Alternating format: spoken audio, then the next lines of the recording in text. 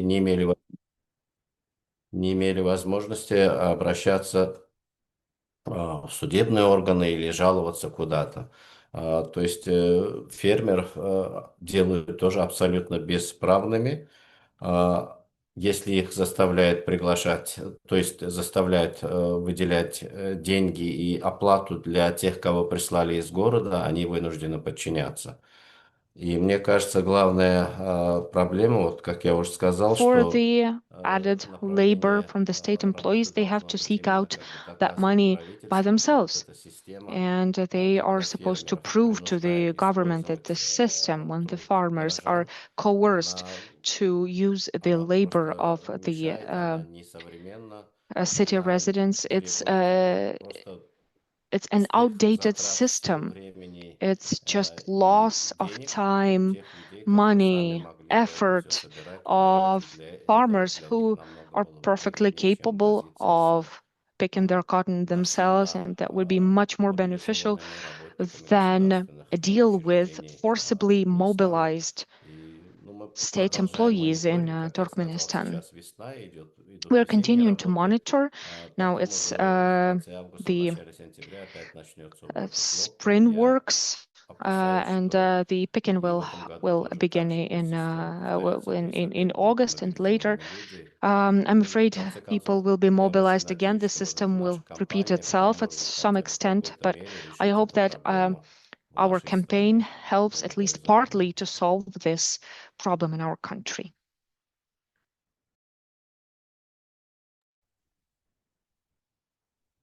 Thank you, Farid, for sharing your findings of monitoring. Let me highlight also that in the report we launched today, you can find a lot of information about the findings of what Farid's team of monitors are monitoring in terms of the farmers' situation all year round, not just during the harvest. And you can find details explaining how the Turkmen government still maintains a deeply coercive role over farmers, how farmers are forced to meet specific production quotas under threat of penalty. I recommend that for you to read.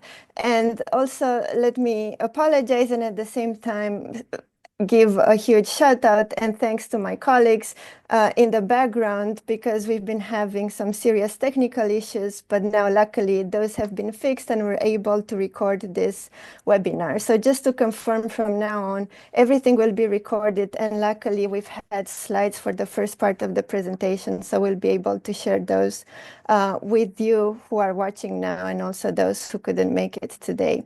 So a huge thanks to my colleagues.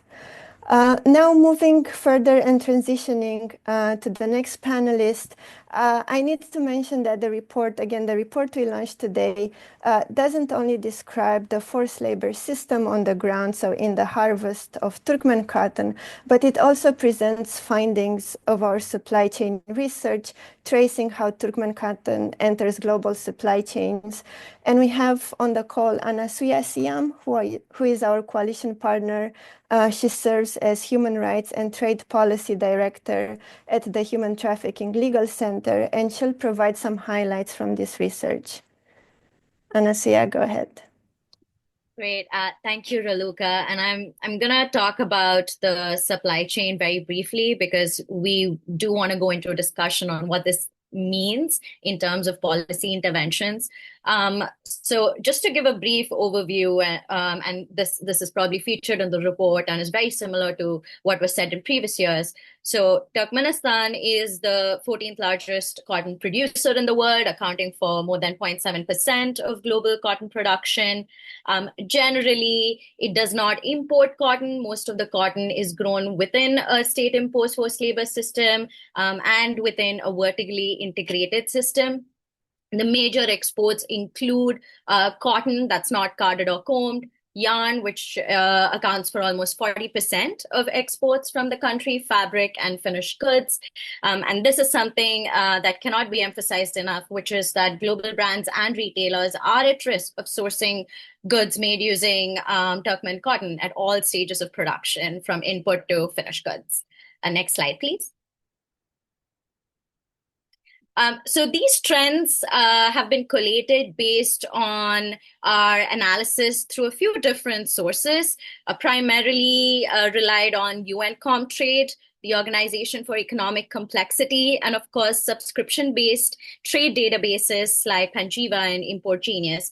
Now, the former two, that is OEC and UN Comtrade, provides trends like the number of cotton exports on an annual basis from Turkmenistan to other countries.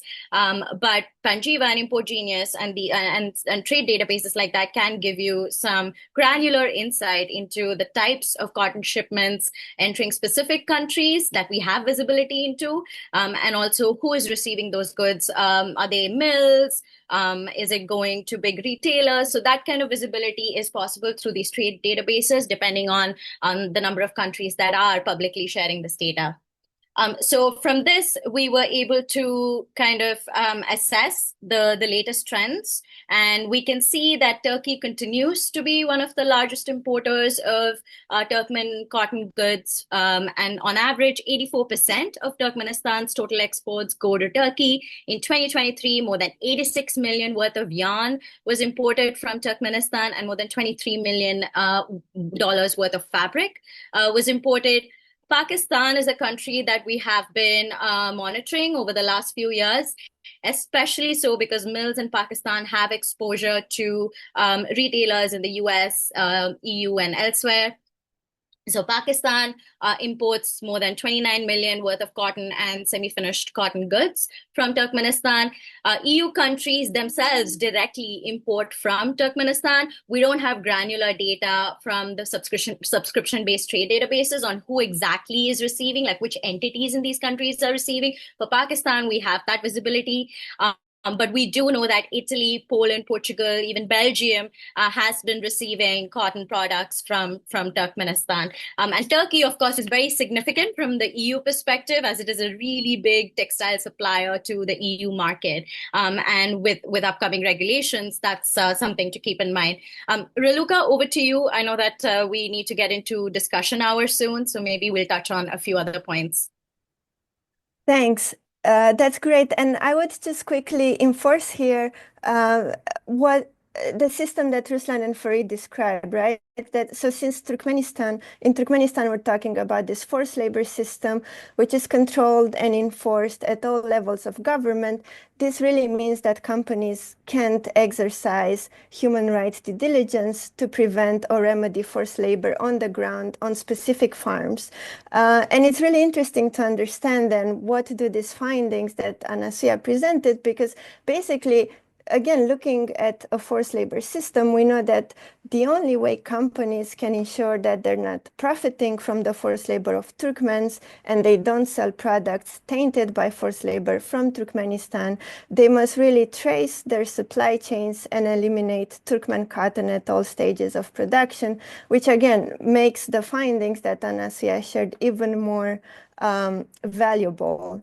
And again, like you said, Anasuya, let's move quickly to the more interactive panel discussion portion. And here I'd like to keep you on the screen, Anasuya, and let's also invite our colleague Ben Vanpeperstraete, who's a senior advisor with Anti-Slavery International, another member of the Cotton Campaign. And Anasuya, first, let's continue with you, because you had prepared some interesting recommendations there in terms of what are really the policy implications of the research findings that you just presented.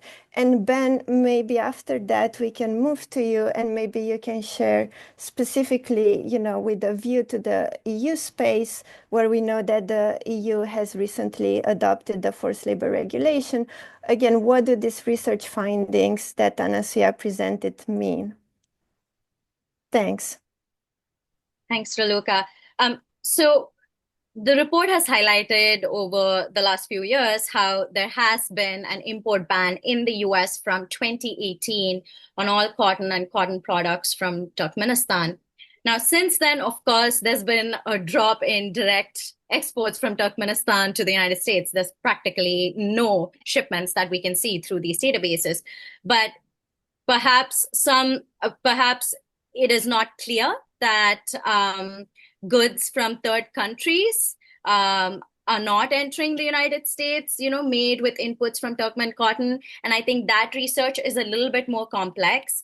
What we can do is map countries like Pakistan, Turkey that receive cotton from Turkmenistan. Another thing to note is that they themselves also produce cotton. So we do run into this issue of cotton getting mixed in some of these textile mills.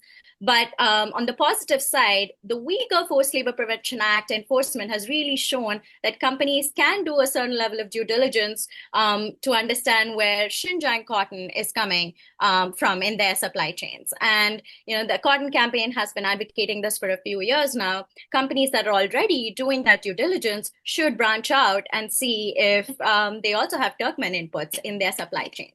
If they're already conducting due diligence, which they are expected to do to comply with the Uyghur Forced Labor Prevention Act, it may be simpler for them to just kind of extend that and look into whether Turkmen inputs are also incorporated in their supply chain. Now, companies are using a host of tools. There's forensic testing. There's other technology capabilities that can aid this due diligence. But I think fundamentally, the recommendation is that all tiers of the supply chain be mapped from the raw material to the finished goods. And that's something that the Uyghur Forced Labor Prevention Act has encouraged. There's clear guidance from US Customs and Border Protection, from the Department of Homeland Security in the United States. They've put out guidance on what is expected in terms of bale level transparency, seed level transparency in the cotton supply chain. So you can really take a page out of that book and see whether something similar can be done for Turkmenistan. And I think one last point before maybe I turn it over to Ben is that we are in an evolving regulatory landscape right now. US is, of course, the country which has the most experience in terms of enforcing an import ban, but there are other countries with import bans. Canada and Mexico also have import bans in their books. And of course, the EU just passed their forced labor regulation, which entered into force last year, but implementation is going to start in 2027. And maybe Ben can speak a little bit about that. So in this evolving regulatory landscape, I think tracing your supply chain will soon become an imperative, which can be met with serious financial or legal repercussions if not done properly. In the United States, already under the Uyghur Forced Labor Prevention Act, more than 27 million worth of apparel and textiles has been blocked for links to Xinjiang cotton since the law entered into force in 2022. And we hope to see enforcement of the Turkmenistan ban. And what's interesting under the Uyghur Forced Labor Prevention Act is that all of the targeted shipments have not come from China, or a very few number have actually come directly from China. Most of them have come via third countries, which is the trend that we're seeing with Turkmenistan cotton as well. So that's just something to keep in mind, given that other countries are also kind of going the import ban route.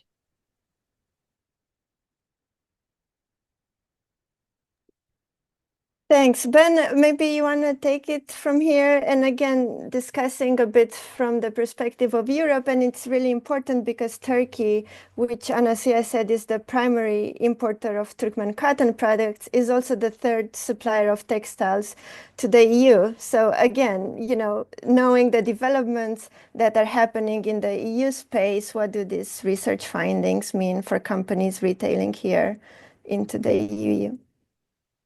Thank you very much for having me, and thank you very much for setting this up. I think indeed, as previous panelists have already said, we do have now a regulation on the books in the EU which bans products were made by forced labor. Technically, the regulation is already in application, but the full application goes into phase-ins. And so what does that mean for Turkmen cotton, including Turkmen cotton that comes not directly but indirectly through that Turkish corridor into the EU, is that especially such a fact constellation, state-opposed forced labor in Turkmenistan, would be first and foremost captured by the risk database. So the EU wants to do a risk-based enforcement, and for that also sets up a risk database. We don't know how that database will look like as for now, because it's only expected to be developed next year.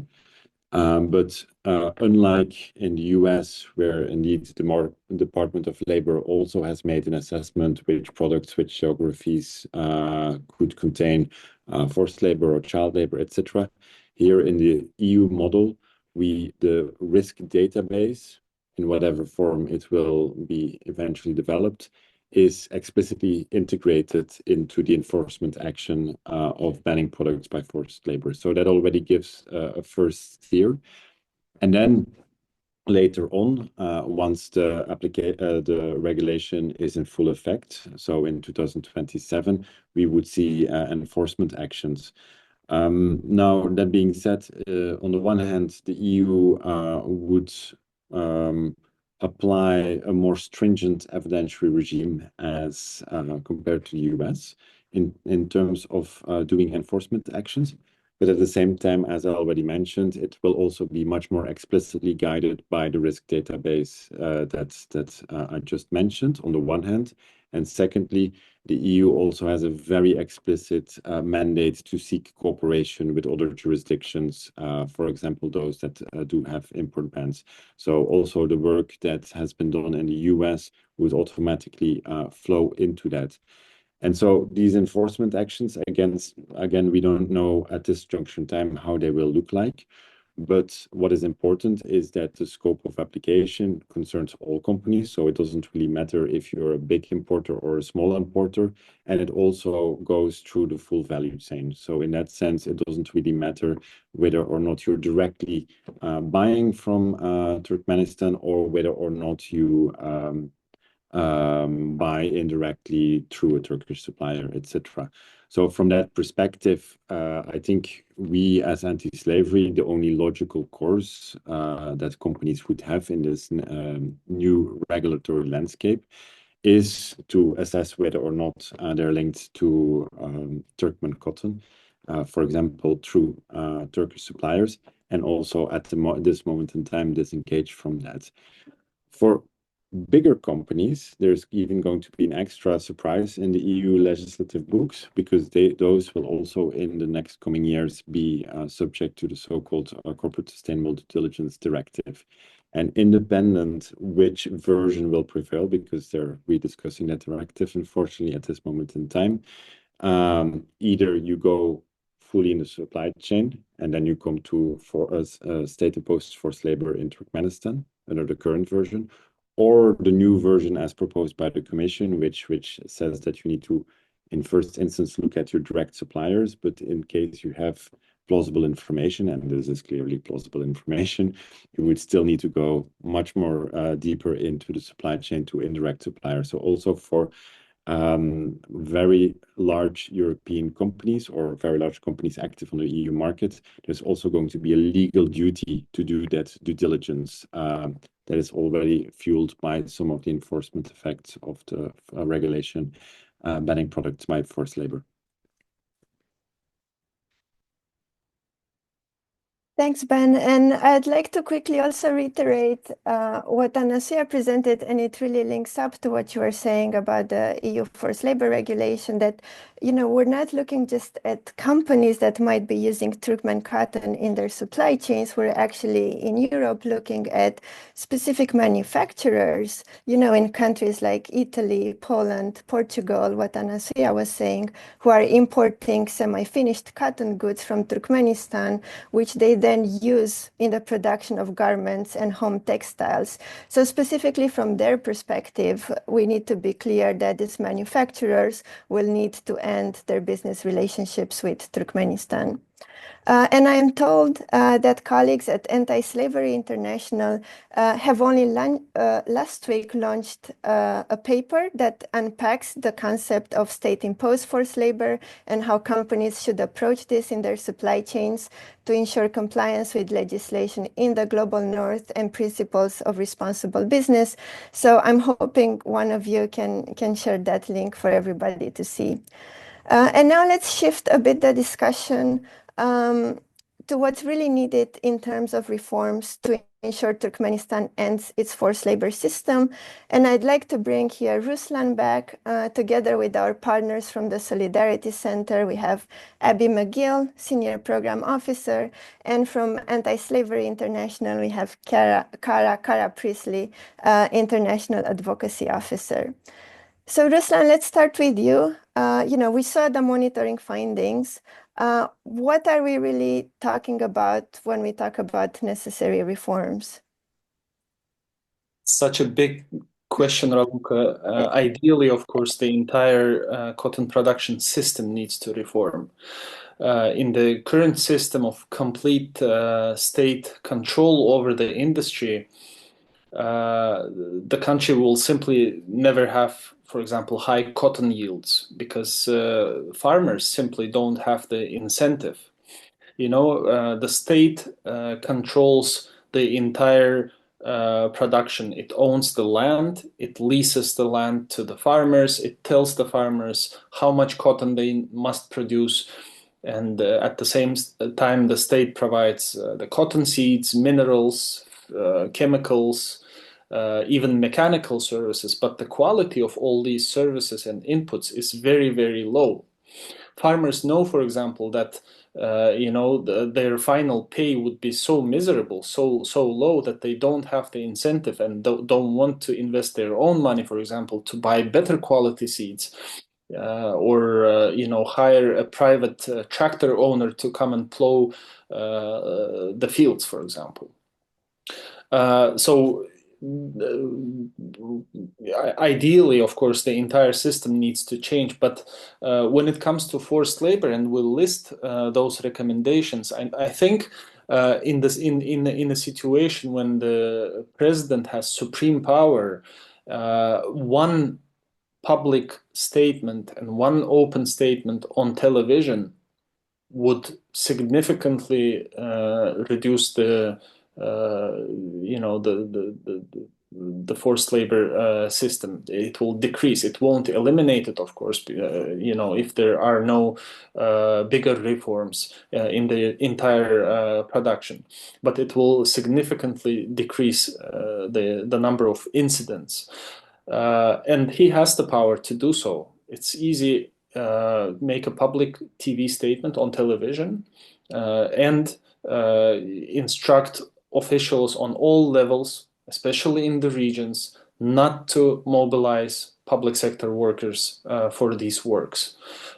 This would significantly, as I said, significantly decrease the number of incidents of forced labor. And ideally, yes, a bigger, greater reform of the entire agricultural sector and especially the production of cotton.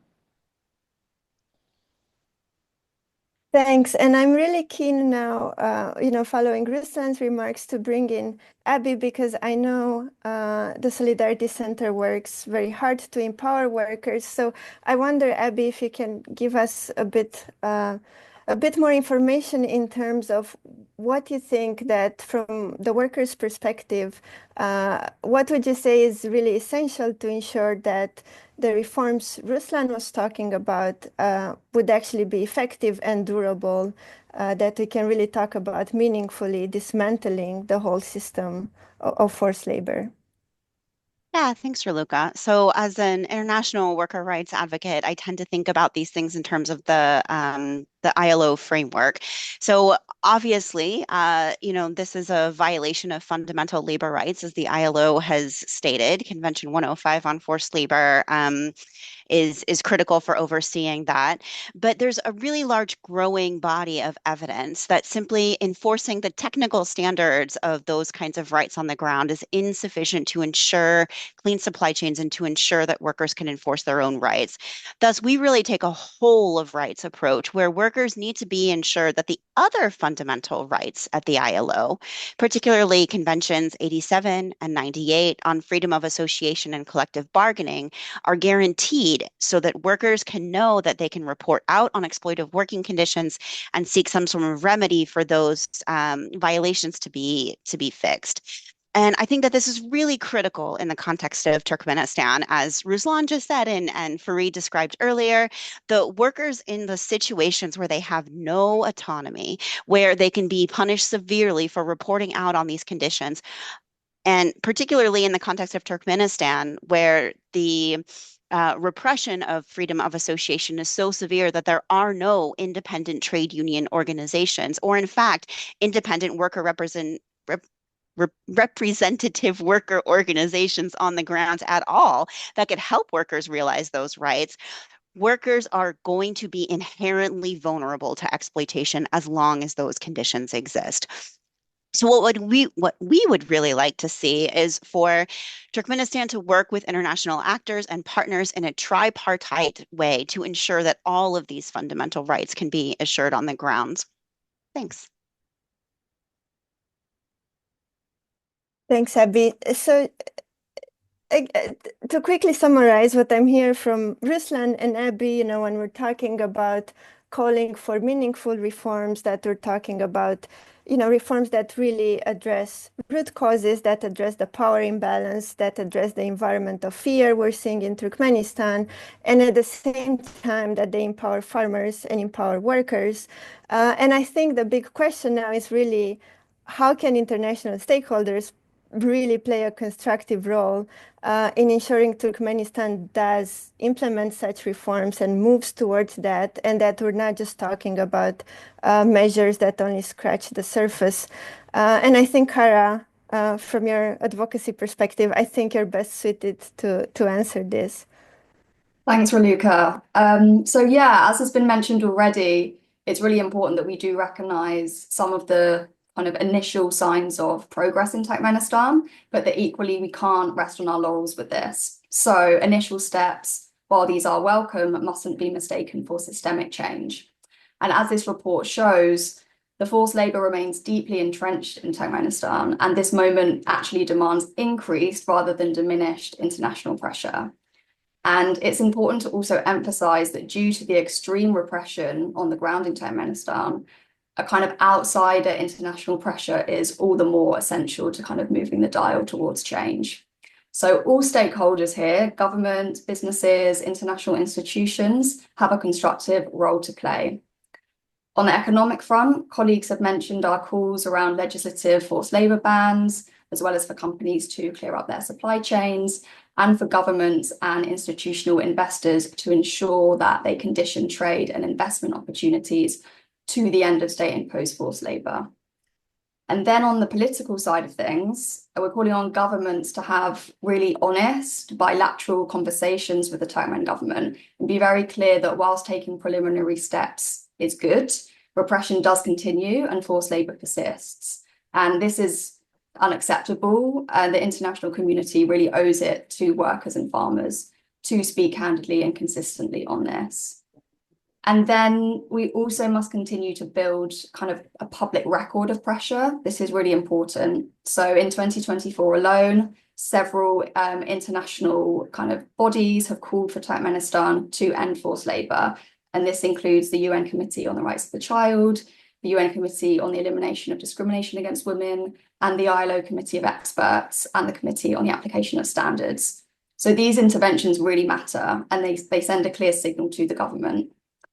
So we're calling on governments, employer organisations, worker organisations to maintain scrutiny in international forums such as these, and to continue demanding these tangible structural reforms. So reforms that address the root causes of forced labour, empower workers and farmers, protect independent monitoring, and enable those fundamental freedoms that have been spoken about. And it's also worth saying that Turkmenistan has appeared before the ILO Committee on the Application of Standards for 2 years straight now, in 2024 and 2023, for its ongoing use of forced labour. And members of the Cotton Campaign have worked collaboratively with tripartite stakeholders in advance of each of these, and also in between kind of interim reporting periods, to ensure that experts within the ILO have access to information about the situation of forced labour on the ground in Turkmenistan. So we look forward to doing so again this year and in the future too. Thank you. Thanks, Cara, and thanks all of you for your insights and interventions. And it seems like we're kind of running out of time, unfortunately. I'm happy to see that we've gotten some questions from the audience, and that some of my Cotton Campaign partners and colleagues are taking those questions in writing, which is great. I see we received also one specifically looking at Turkey. It says, are you advocating to cut business with Turkey?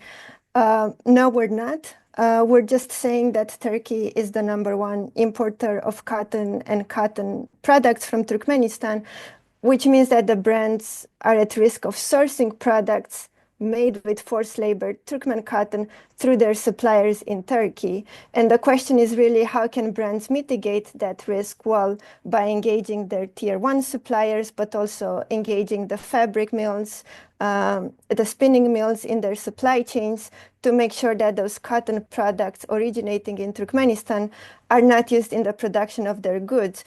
And indeed, brands should cut ties with the suppliers and the mills that refuse to eliminate the use of Turkmen cotton in the production of their goods, but we're not advocating for that as a first measure or as a blanket measure. I'm not sure if we have now on the call my colleague. I think she's best placed to respond this, actually, or to add to this, our partner in the coalition, Patricia Jurowitz, founder of Responsible Sourcing Network. I don't know if you're available. Yeah, maybe just a quick intervention to add to what I said. Great, thank you. And Thanks. thank you everybody for the research that you've been doing, for all of the efforts of the Cotton Campaign over the years. It is, and I'm looking at some of the questions that are also coming in, it is possible for companies to communicate to their suppliers that they should not be purchasing any Turkmenistan cotton.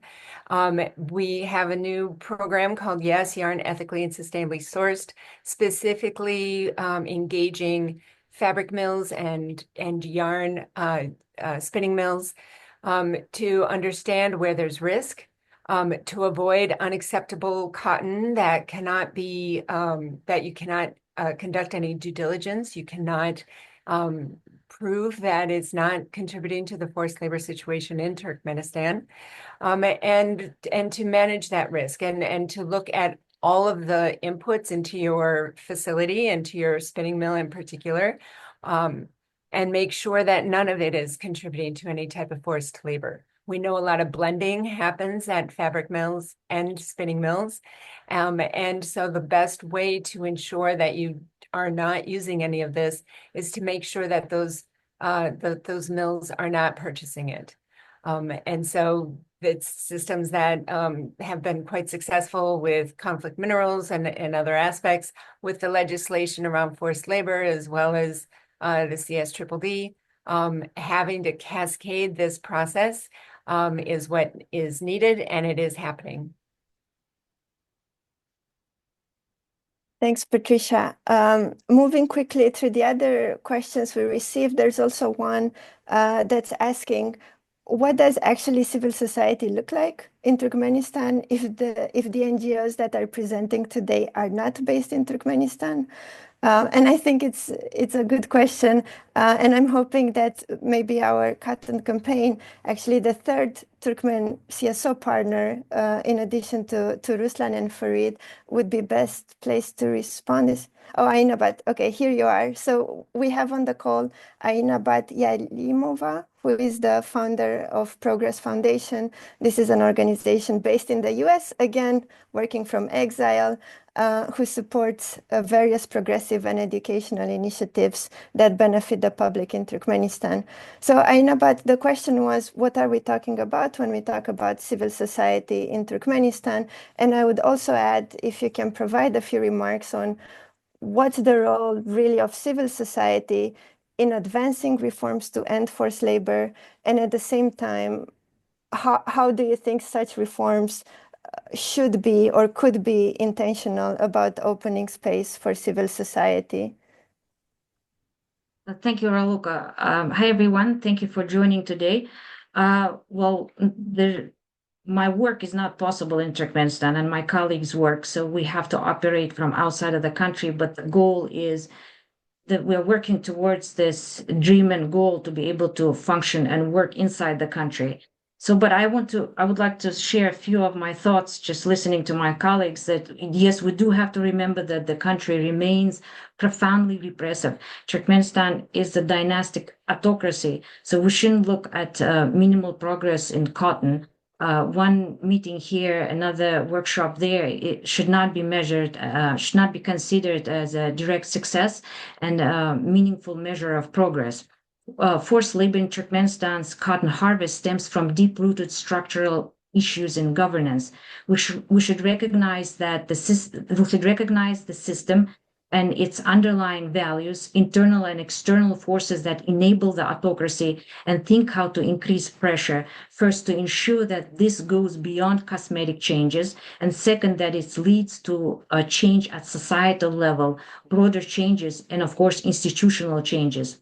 Stakeholders, I think, should invest in real initiatives at the grassroots level into civil society instead of endorsing initiatives that do not address the power imbalance and mask the process of the total collapse of weak national institutions in Turkmenistan. Reports by international organizations, as my colleagues highlighted, and our research show that the most precious resource in the country, not natural gas, not cotton, but humans, have been neglected for too long by the government. People of Turkmenistan have been deprived of the necessary and basic resources and experiences to thrive and reach their full potential. We highlight in our report how women and children are the most vulnerable groups. So just to highlight two things, three data points. So women in Turkmenistan dominate the public sector, particularly in health and education. They make up 80%. These sectors are targeted for forced labor mobilization. Many women in low-paid roles, such as cleaners and support staff, are forced to work in cotton fields, often in harsh, unsafe conditions without basic protections, and being pulled away from their main jobs. So children too are drawn into cotton picking due to poverty and coercion from caregivers. There's no official poverty data statistics in Turkmenistan, and high unemployment has been underreported in Turkmenistan. Nearly 4 in 10 children live in households unable to meet basic needs, and over 2/3 experience violent discipline, corporal punishment. All this creates a context where child labor is both their survival strategy and result of a systemic neglect. Yeah, these are the major points, and I'll be happy to elaborate. Thank you. Oh, Ainabat, I feel like we need a follow-up webinar just to dive into the things you raised with only 30 seconds remaining. Thanks so much for that intervention, and thanks to my colleagues for continuing to answer questions in the chat. I see that there's a lot of sharing of resources. We'll be sharing those links with you. Natalie, maybe you can put up the last slide in our presentation, which has our contact information. Someone was asking. We'll be circulating these slides to you, and then you'll find there our email addresses. I can quickly read through some of the questions that have been answered. It seems like we have a concrete recommendation here to CBP to make public information on enforcement of the WRO against Turkmen cotton. We'd be super keen to understand how many shipments was the value, when were they detained, etc. Unfortunately, we're at time. I would just say that, again, we'd be super keen to do a follow-up webinar, if there's interest from you, or we can schedule calls with specific stakeholders to do a deeper dive on some issues. Again, if there's interest, you have our email addresses, please reach out to us. And I would just say a huge thank you to the panelists, obviously, and to my colleagues, but also a huge thank you to you guys watching us for your interest in these issues. I know I speak on behalf of my colleagues when I say we're really thrilled. We're seeing it's a huge audience that's watched us today. We had people here ranging from companies, sourcing consultants, investors, all the way to policymakers. I can see enforcement agencies, EU institutions, as well as diplomats and others engaging directly with the Turkmen government. So thanks so much for this, and we'll be in touch with the recording and the slides. Thanks, and have a good day further.